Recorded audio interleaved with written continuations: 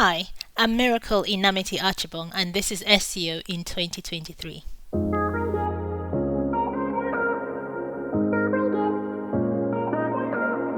Miracle, what's your number one SEO tip for 2023? So my number one tip for SEO 2023 is SEO is becoming more and more about what people say about you and not what you say about yourself. So I give some kind of context for that. In the past, SEO used to be about, you do your research, you get a bunch of keywords, and you say lovely things about your product, you optimize them, and bish bash boom, obviously there are other things behind that. There's the link engine and all of that, and then you rank. But now Google has gotten so sophisticated. It's less about what you're saying to your customers that I do, and more about what the feedback your customers are giving Google that this is how you do, and that in turn affects your rankings. Okay, so you talk about how your customers give feedback to Google. So in what way do they actually deliver this feedback? So in terms of reviews, what they're chatting about you on forums, how much another kind of feedback that I see that is increasingly important is the volume of brand search plus product. I've seen increasingly with different kind of industries or marketing kind of sectors that increasingly brands with high kind of brand demand and kind of brand plus product searches usually rank higher. And so it's that kind of user demand, user interest that is now, fielding into like the algorithm. Okay. So focus on brand. If people search for your product plus demand plus your brand, then obviously you're going to win from that there as well. But you also say treat SEO as a product. So what do you mean by that? So it's more and more like paying a lot of attention to your brand. Paying a lot of attention to your brand. Before that used to be the primary domain of marketing. I'm like, hey, SEO focusing on generic, but you have to pay attention to your brand. And the way you treat SEO as a product is you have to be more and more, not just be like, oh, SEO is not a silo, you need to know your PR agency, but you need to be involved in social, you need to be involved at a product level when people are making change, when people are creating products, you need to know what your competitors are doing. So SEO needs to be treated not just as a department on its own, but as an online owner. And it's that kind of, I'm finding myself, the more I go, as I progress in my career, and when you start getting leadership responsibilities, having to be the one that's like, why are we doing, I know we're creating this product, but if we don't put this and that, that's going to affect our brand. Usually all of those discussions are had way before the SEO team is like, the SEO team is presented with a product that they now have to optimize and create visibility for. But now the SEO has to be in the conversation when these new products are being created, because we have information of what the competitors are doing online, of what the landscape looks at, and that is beginning to feed in. It used to be before that you can have your offline campaign and that's driving everything towards SERP, but now competitors are searching social media, they're looking at reviews, there's so many other things that are feeding into that. So you can be screaming that we have the best product in the world, but all the online chatter is your product is really bad, you're never going to do well. So it's knowing that SEO it's really interesting to see the way the power dynamics is beginning to shift and the conversations that SEO is beginning to get involved in. The conversations like, oh, when we sign on a new client, how do we track, because information is vital. What does the SEO need to make sure they have all the information they want. So it's really interesting. SEO really needs to be given, I've started to see creeping like VPs that are from the SEO department, because people are beginning to understand the power of online marketing. And it's not like they didn't understand before, but it was just easier for them to be like, oh, we'll push this money towards above the line campaign and we'll see the results. But those lines are getting blurred now because it's cheaper. Above the lines getting more expensive, is getting less visibility. People skip ads all the time. People feel they want brands that are not giving them the hard sell. And so online marketing, online visibility is kind of being seen as, oh, this could be cheaper for us. Ads are getting more expensive. The competition is getting really, really tough. So SEO needs to be involved. For them to have that success, they need to be involved at the core of what is this product. SEO, do your research. How can we start, in those kind of conversations, SEO needs to be involved in order for SEO to be successful. Okay, so SEO drives visibility, or certainly is a big part of driving visibility internally. And this should be sold internally within an organization as that, i.e. SEO is an important element in helping our brand be noticed online. You also mentioned this and that when you were talking about your product teams and the conversations that you have with product teams. So let's dive into that in a little bit more depth. So if you are fortunate enough to be able to be at the table with a product team when they're talking about what they're going to be doing in 6 months' time or so, what kind of questions should SEOs be asking product teams and saying to product teams to try and influence what is included? First thing is, how does this translate in the online space? Because it's good to build a thing, because usually when the product is talking and they're talking to the developers, they're building something that they know would work. And the first thing is, we want to put X into Y and we want Z. They're not thinking about, when we put X into Y and we get Z, how is Z displayed online? So first of all, when you get into those conversations of build, and it's more like when they now get to Z, they come back and be like, oh, this doesn't display well. They now start trying to put hacks in, and sometimes it might be too expensive and you're just like, okay, we'll go with what it is. It's literally, now that we're having this conversation, how does this translate online? How are we going to be able to display this? As we're building this product, what does the journey look like? Yes, you're building the journey, but how am I going to be able to track this journey? What can we put in place to make sure that it's easy to track the journey so that we can get the data we want to be able to make improvements? So it's those kind of conversations. And when you're talking to your marketing team and like, oh, we're putting this product out as this, and you're like, yes, our competitors are doing X, Y, Z. What is so unique about this product that we can market from an online perspective when we are creating content? Because yes, we can go out and look for generic keywords and be like, oh, our product does this, but if everyone's saying that, especially in the era of useful, helpful content, how is this helpful? How is this helpful, and how does this translate online? It's really interesting because you see above the line campaigns that focus on a lot of slogans, and they're like, oh, our product is, but that doesn't really translate online. Because say for instance, I create a frictional campaign marketing like biscuits, and it's like, biscuits makes you good, and for lack of a better slogan, or biscuits make you happy. I don't think you're going to move into the slogan game anytime soon. No, you can see it's not my forte. So let's rephrase that. Say biscuits make you happy, and that's a lovely thing to take on to an above the line campaign, but that doesn't translate when you come back to the web, because no one is searching for biscuits that make you happy. Do you understand? People are searching. Absolutely. Yes, I've certainly encountered that before as well. So it sounds like, well, maybe not that particular strap line, but I mean certainly the concept, and it sounds like it's still a challenge with teams like product teams actually involving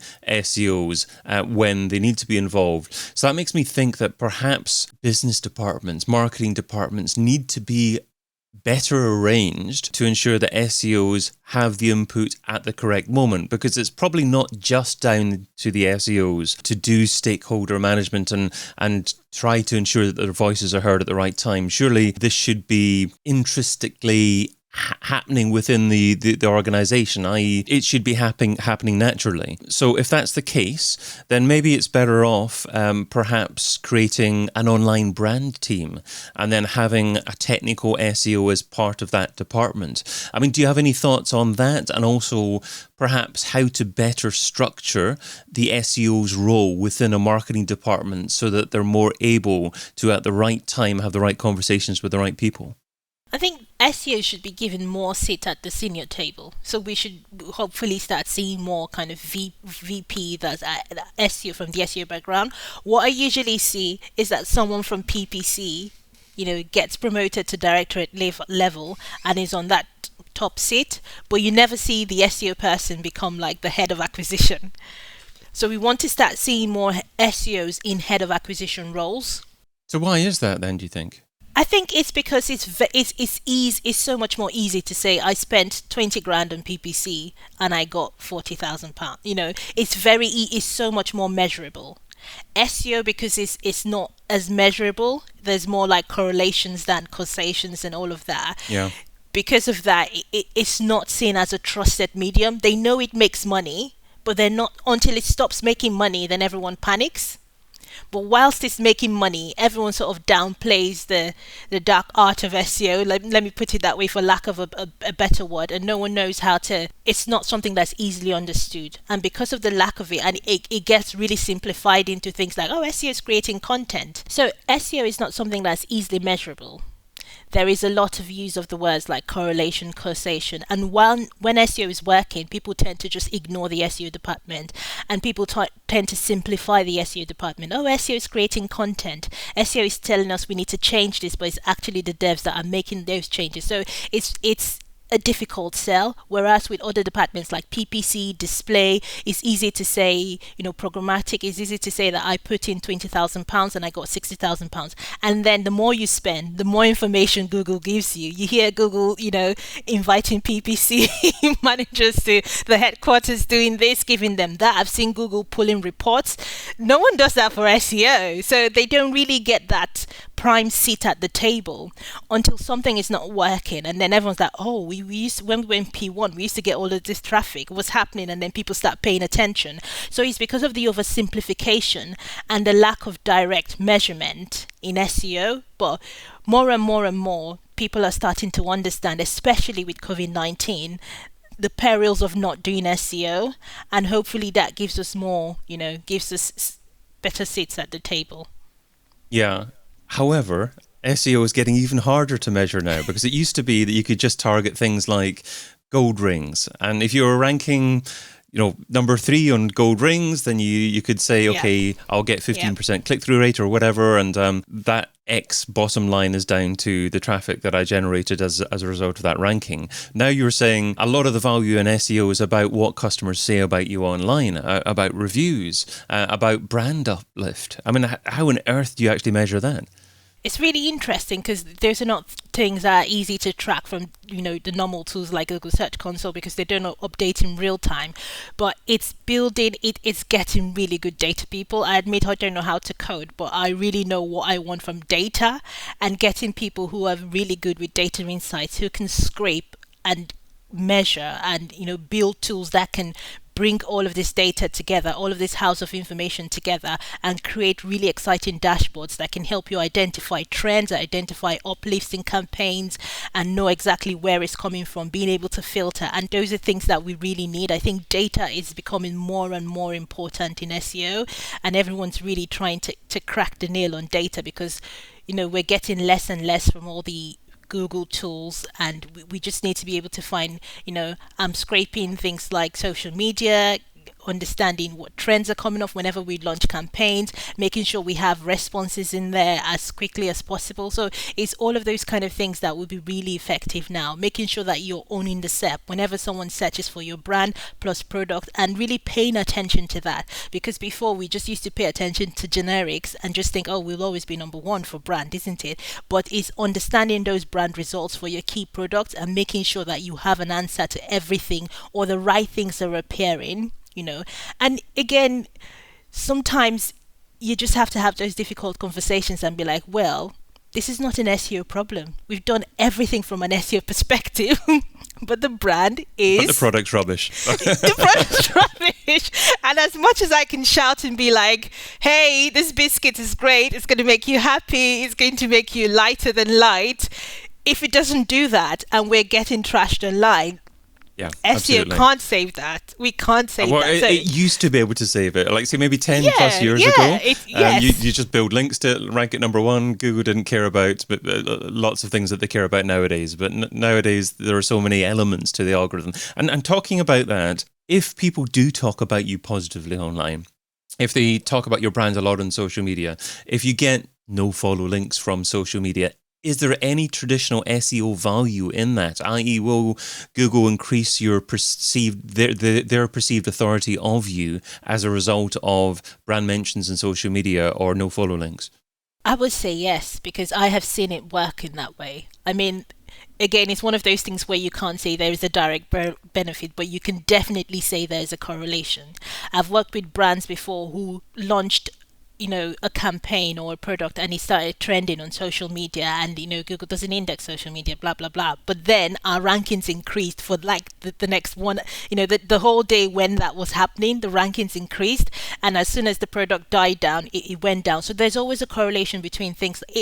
Again, who knows what came first, but if something is trending, people search more. Google's whole entire marketing thing is they want to give the users what the users want. So if the users are searching for you and they're not clicking on the competitor, it only makes sense for you to rank number one at that point. So all of these factors kind of have a correlating effect on the fact that if the user demand for you goes up, your product goes up.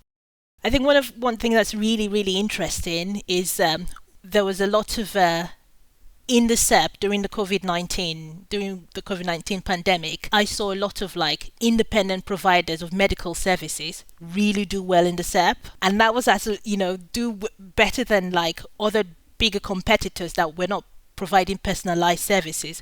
And that was because of an increase in demand, and that increase in demand and people looking for those services and people saying great things about it, not being able to access GP services, and those products offering like, oh, we'll offer you, a GP appointment on the day, we'll offer you, whereas the big services were still operating in the same old models they did. Yeah. Those small GP services started, they just literally started killing it in the SEP. So there's always a correlating fact. And they were not doing anything, they were not doing any kind of outreach or any kind of, but just because of that, because of that surge in people now searching for those services, they started to see the rankings, and their brand search for product like grew exponentially. It was like really interesting to see how as their brand search grew, their generic rankings grew, and as the demand for the big providers went down in terms of brand search, their generic rankings also dropped. So it was really interesting to see that.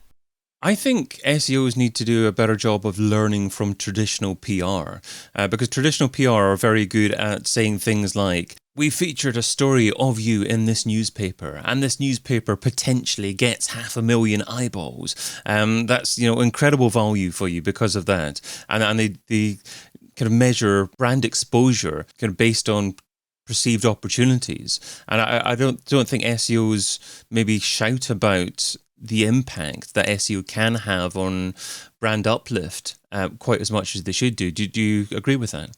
I do agree with that, but it's a difficult space because you usually, especially now with the move away from traditional link building, most people use a PR agency. And so the PR agency usually takes credit for placing, securing that coverage. So who gets the credit for that? Is that the PR agency or the SEO department? We all know that it's valuable, and that's how traditional PR has worked.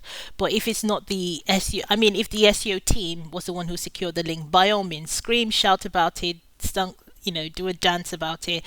But yeah, it's really tracking and measuring, isn't it? It's who that kind of link building. A lot of people, I hope, have sort of moved away from it and are now working with big PR agencies who know how to get better coverage. So you sure what SEO should be doing in 2023? So now let's talk about what SEOs shouldn't be doing. So what's something that's seductive in terms of time but ultimately counterproductive? Something that SEOs shouldn't be doing in 2023?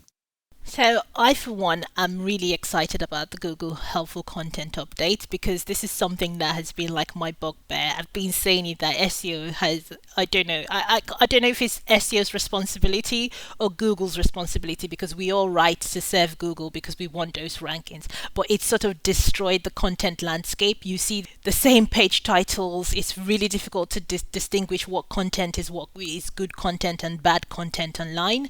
And for me, it's the art of just doing a broad keyword research, not offering a product, but because your competitor is writing about that, feeling like you have to write about it, no unique perspective. I think those kind of content should go. SEO is not just about content creation. We should be looking for new ways to add value. If that is not your, if that's not your core user interest, if you have nothing, even if it's your user interest, if you have nothing unique to say, don't add to the millions and millions of duplicate content out there. And hopefully, I don't know anyone who's been affected. I'm sure there are people out there, and I don't know how Google is going to police this from a big brand that has big authority kind of view. But I hope I genuinely really hope that the helpful content update kind of helps kill all of the myriad of trashy duplicate same page titles we see out there, and people only write things from a unique perspective, instead of just because a competitor has that page on their site. SEO is not just about content creation. We should be looking for new ways to add value. Love that particular quote. In fact, you should tweet about that.